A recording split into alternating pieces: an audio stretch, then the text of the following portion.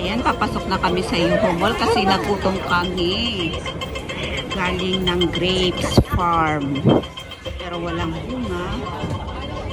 Kaya, eto na lang. Bumalik na kami kaagad. So, ito po ang Yuho Mall. Dito sa Yunlo.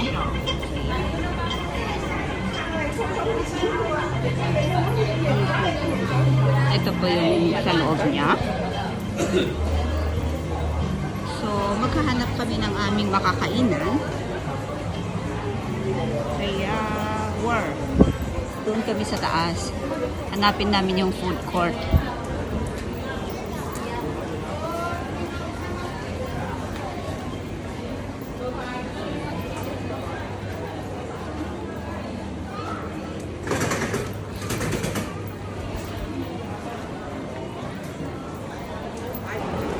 So, ayan, may yung massage na stick.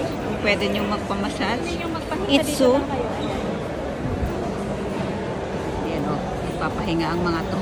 Hindi yan bibili. Nag-ano lang sila.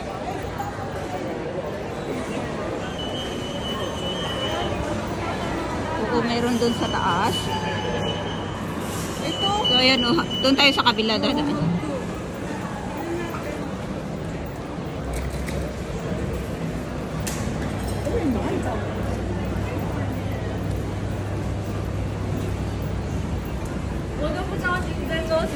Ang bango, masarap. Bango-bango ng mga foods nila dito. Pero mahal din. Kaya doon tayo sa kakayanin natin.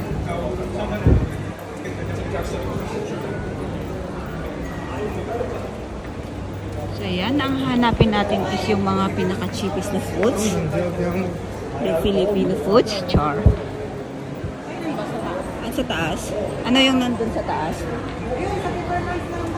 Paper lunch? Okay. Sa third floor. Dito, sa kabila. So, ayan, ito po yung paakyat. Baka meron dun sa taas. Ayan. Ay, wala. Wala. Ayan, oh.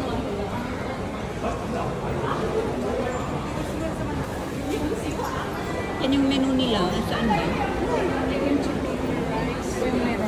Beef paper rice.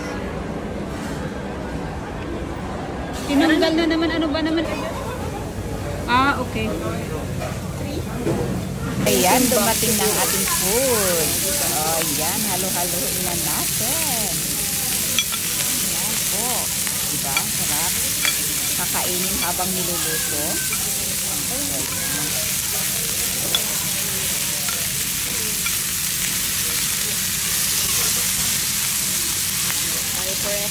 Pare-parehas ang aming order. Diba? Lulutuin mo yung beef kasi hindi masyadong luto. Sa init ba naman yan? Kung hindi ka naluto. Kaya nga. Luto na yan kasi mainit yung ano mo. So, ang beef naman kasi kailangan haptok lang. Hindi pwedeng matagal kasi manigahan. Yan. Yan ating yung lunch dahil tinutom kami galing sa farm. Diba? Pare-parehas namin yan. Diba? Yan lang naman yung mga kasama kong magaganda. From Benguet. Tama? Tama ba? Oh, sige na. Basta Bagyo. Hindi ka Biskaya. O, diba? Yan. So, it's time to eat. Oh, yan. Pare-parehas ang aming order.